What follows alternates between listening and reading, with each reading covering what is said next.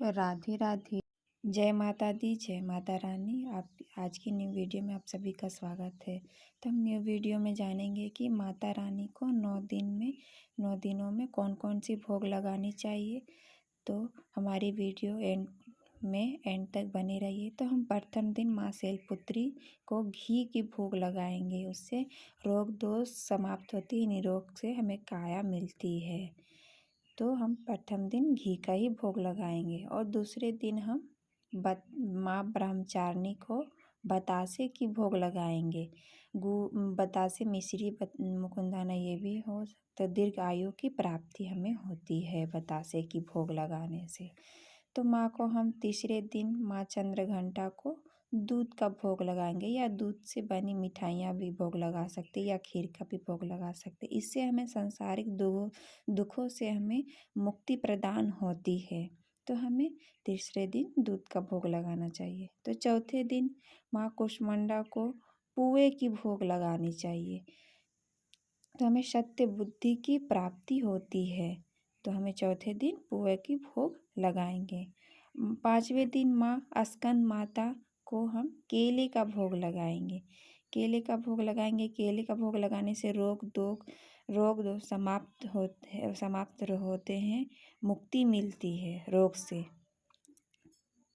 तो हम छठा दिन हम माँ कात्यायनी को शहद का भोग लगाएंगे, जिससे रूप सौंदर्य की विशेष प्राप्ति होती है। और हम सातवें दिन माँ कालरात्रि को गुड़ का भोग लगाएंगे। ऐसी कोई भी संकट हो उससे हमें मुक्ति मिलती है। तो हमें सातवें दिन गुड़ का ही भोग लगाएंगे। तो आठवें दिन माँ गौरी को हम कौन सी भोग लगाएंगे? नारियल का भोग लगाएंगे। तो हम नारियल सभी सुखों की प्राप्ति हमें मिलती है। माँ गौरी को आठवें दिन को भोग लगाने से सुखों की प्राप्ति होती है। और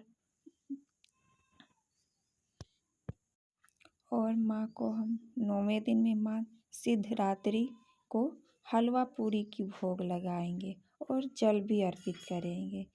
इससे हमें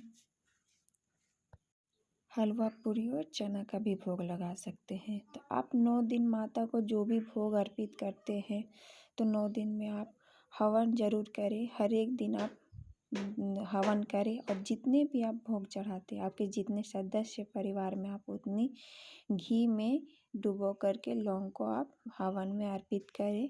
जितने सदस्य है उतना ही लौंग अर्पित करें। और जितने भी आप भोग चढ़ाते हैं, जो भोग चढ़ाते हैं 9 दिन में, आप सभी अग्नि में अर्पित करें। ऐसा कहा जाता है कि अग्नि में भोग अर्पित करने से हमें सभी देवी देवताओं को भोग की प्राप्ति होती है।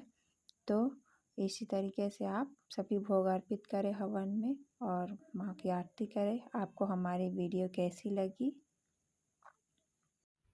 तो हमें कमेंट करके ज़रूर बताएं। और आप सभी को नवरात्रि में 9 दिनों की भोग क्या क्या लगानी है, आप सभी को वीडियो समझ में आ गई होगी। तो राधे राधे। जय माता दी, जय माता रानी।